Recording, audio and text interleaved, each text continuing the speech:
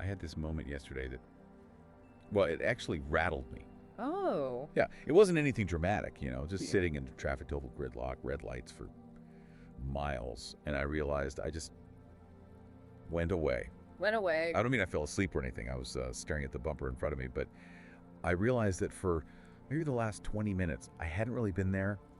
It felt like my life was just leaking out the car window. Mm-hmm. Not some big crash, but this slow, quiet erosion of presence. I looked in a rearview mirror, and honestly, I felt like a ghost wearing human skin. Just mechanical.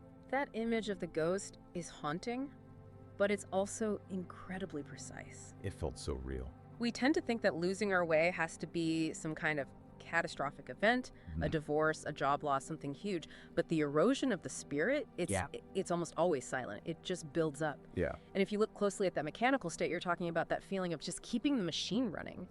You'll find there's a very specific physical root to it, which is we forget how to breathe.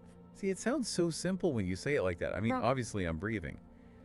If I wasn't, I wouldn't be sitting here talking to you. Of course. It's not just the biological act, though the biology actually mirrors the spirit perfectly. Oh, so.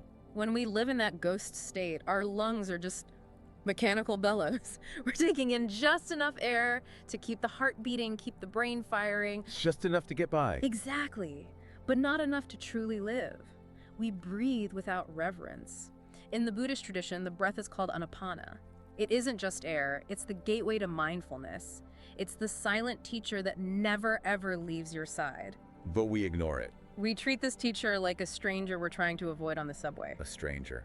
That really resonates, because when I actually do catch myself, like in that traffic jam or in a tense meeting, I realize I'm barely breathing at all. I'm holding it. It's so shallow and anxious. It's like my breath is afraid to take up space. I actually stumbled on a term for it, screen apnea. We literally hold our breath when we're looking at screens. Screen apnea. That is a perfect diagnosis for the digital age. And that fragmented, held breath, it creates a fragmented mind.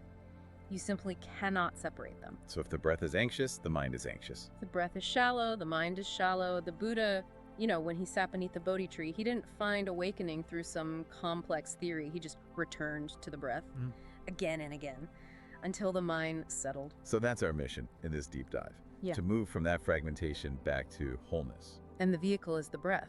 It feels like such a small vehicle for such a huge journey. I mean, we're talking about the modern condition of just constant overwhelm. Changing how I inhale really carry all that weight? Well, let's just look at the numbers for a second. The sheer volume of the opportunity it's staggering. The average person takes about 20,000 breaths a day. 20,000? Wow, that is a lot of reps. 20,000. And we usually just see those as automatic functions, right? Background noise. But what if you reframe that? What if those are 20,000 invitations? Invitations to what? To return to the present moment. 20,000 chances to reclaim a little agency over your own nervous system. The tragedy isn't that we're busy, it's that almost all of those 20,000 chances just pass by while we're lost somewhere else. That's actually heartbreaking when you put it that way. Yeah. 20,000 missed calls for my own life every single day. And I can feel the cost of missing them. When I'm in that shallow breathing mode, I feel tight, wired, like I'm waiting for a jump scare in a movie. That tension is the fight or flight mechanism. It's ancient. When you breathe rapidly, shallowly, high up in the chest. Shoulders up by your ears. Exactly. You are flipping a biological switch. You're telling your body there is a tiger in the room. So the sympathetic nervous system floods you with cortisol, adrenaline, fear. And the crazy thing is, there is no tiger. It's just an email or a deadline. But my body thinks I'm about to be eaten. Exactly. The body doesn't speak English, it speaks chemistry. It doesn't know the difference between a predator and a notification. But you have access to the antidote. It's built right in. By breathing differently. When you slow the breath down, when you let the belly rise like a gentle tide, you activate the vagus nerve. And this is the body's superhighway for calm. It sends a signal right up to the brain that says, you are safe, there is no emergency. And that's when the wisdom comes back online, the rational part of me. Precisely. Your prefrontal cortex, the part that can plan and empathize, it can only really function when you feel safe. So this isn't just about stress reduction, it's about moving from reacting to responding. You stop being a victim of your own impulses. You stop just surviving the moment and you start actually inhabiting it. Inhabiting the moment, that's what I want. It's hard. The noise is so loud. It feels like there's this huge chasm between where I am stressed, distracted, Yeah. and that place of peace you're talking about. That image of the chasm is a good one. Let's stay with that. On one side, you have all the noise, the emails, the deadlines, the curated perfection of everyone else's life online. The ghost side. The ghost side. And on the other side is your true nature, still, spacious, unshaken. And the breath is the way across. The breath is the rope thrown across that chasm. It's the bridge. And the practice, anapanasati, mindfulness of breathing, is simply the act of crossing that bridge. Hand over hand. It sounds easy, but it takes courage. There's a story from the Zen tradition about a young monk who traveled for months to find a great master. He wanted the ultimate secret, the key. Right. The one big answer. He arrives, exhausted, desperate, and the master just looks at him and asks one question: can you breathe? That's it. Can you breathe? Yeah. Oh, I think I would have been furious. The monk was definitely confused. He said, "Of course I can." And the master just smiled and said, "Then you already have everything you need." I both love that and kind of hate it. No. Because it just shows how much we overcomplicate things. We think peace is something we have to buy or earn or travel halfway across the world to find. When it's already here, carried on the tide of the breath. It doesn't need to be acquired. It only needs to be remembered. It reminds me of another story I think I heard, maybe about a merchant. A regular guy, not a monk. He was just drowning in debt, family problems. His life was a total mess. Yes. And the advice he got was to just watch his breath for a week. Not fix anything, just watch. And the result wasn't magic, was it? No, that's the part that stuck with me. The problems didn't just vanish, the debt was still there. But he stopped drowning in them. He found a place inside himself that was calm, no matter what was going on outside. And that is the crucial distinction. We often use these practices to try and control our lives, to make the storm go away. But the breath teaches us something much deeper. What's that? It teaches us about the nature of the storm itself. Think about the sky. When you sit and observe your breath, you start to notice thoughts. I need to do laundry. Why did I say that thing yesterday? I'm worried about money. All of it. These thoughts are like clouds passing across the sky. When you're not grounded in your breath, you think you are the clouds, you get swept away. But when you stay with the breath, you have a realization. That you're the sky.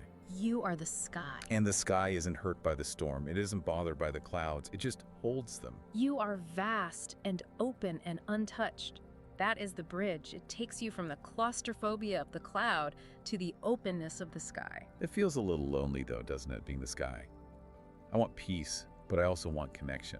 I don't want to be so zen that I'm just cut off from everyone. It's a common fear, but the breath actually reveals the opposite truth. The concept of pratityasamutpada dependent origination. If you really look at it, breathing is the least lonely act possible. Ow. You don't breathe in isolation. The air you're inhaling right now is just exhaled by the trees outside. It mingles with the breath of your neighbors, your loved ones. So we're all just sharing the same atmosphere. We are sharing the very substance of life. We are breathing recycled stardust. When two people breathe in, sink in a moment of love, or just sitting in silence, there's this subtle harmony that emerges. It's not just personal anymore. It shifts the breath from being a biological function to an ecological, even sacred act. You're weaving yourself back into the web of life with every single inhale. Wow, that's beautiful. It makes it feel less like a tool for me to get calm Yeah, and more like a way to participate in something bigger. precisely. And this leads us to an even deeper realization, one that can change how you view time itself. Time. How does breathing change time? We tend to see time as a straight line, right? Birth at one end, death at the other, and we're just running along it. Trying to get as much done as possible before it runs out. That's the source of that ghost feeling. But the breath teaches us that reality is actually just a succession of moments. Every inhale is a birth. Every exhale is a death. A death. That sounds a little dark. It is the most liberating thing imaginable. If every exhale is a letting go of the past, of what's no longer needed, then every single inhale is a chance to be reborn. You're the same person you were a second ago. You are new. Practices like Tumo or Shikantaza, just sitting, they're reminders that the breath is active. It is a constant renewal. You don't have to carry the baggage of the last 10 years into the next 10 seconds. So let's apply this. I'm standing at the edge of that storm panic, high stakes meeting, whatever.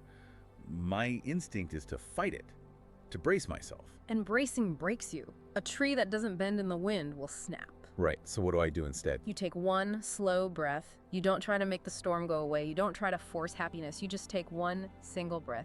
In that moment, you become the eye of the storm, The still center. even while the winds are howling. This isn't about control. This is about surrender. Surrender is a scary word in our culture. It means losing, giving up. But in this context, it's the ultimate victory. Think about the very first thing you did when you entered this world. Cried. You gasped. A primal yes to life. You didn't control that air. You let it fill you. You surrendered to the impulse to live. Somewhere along the way, we started saying no. We started holding our breath. So we have to learn to say yes, again. We must. We soften the belly. We let the air in. The breath does not belong to you. You belong to the breath. You belong to the breath. Yeah. That really lands, it kind of takes the pressure off. I don't have to manufacture my own life force. I just have to let it in. You're just stopping the blockade. Okay, so let's get really practical. I'm sold on the philosophy. I want to stop being a ghost. But tomorrow morning, the alarm is going to go off, my cortisol is going to spike, and my hand will just instinctively reach for my phone. The chaos will start. So you begin before the chaos has a chance to take root. How? The morning practice. It is incredibly simple. Before the phone, before planning, before you even stand up, you just sit on the edge of your bed and you take 3 full breaths. Just 3. That feels like not enough. If you do them with total awareness, 3 is plenty. Inhale through the nose, feel the belly rise, let it expand, hold it for just a heartbeat, then exhale through your mouth slowly, like you're blowing out a candle. Blowing out a candle. So the soft, controlled release. Yes. You do that 3 times. In those 3 breaths, you are reclaiming your life from autopilot. You are saying, I am here, I am in this body. You're setting your nervous system to safe before the world tries to set it to threat. It sounds so doable. It's not an hour on a cushion, it's 30 seconds on the edge of my bed. And yet it can change the trajectory of the entire day. You know, talking through all this, I've realized something. I spend so much time trying to fix my life, trying to get to a point where I can finally breathe easy. Once I get this promotion, then I'll relax. Yes, once the weekend comes, then I'll breathe. That is the great illusion. We think we breathe to get life, but the truth is, we breathe because we have life. You're already whole, you're already home. You just have to remember. Remember to breathe, not to fix anything, not to achieve anything, but to witness the miracle that you are here, right now, in the space between this inhale and the next exhale. You know, on that note, I'm going to take a deep breath right now. So will I. Thank you for walking through this with me. It feels like the air in here has actually changed. It was a beautiful walk. And for you listening, Yeah. maybe just try the 3 breaths tomorrow morning. Don't ghost your own life. Just breathe. Not to change who you are, but to remember. We'll see you in the next deep dive.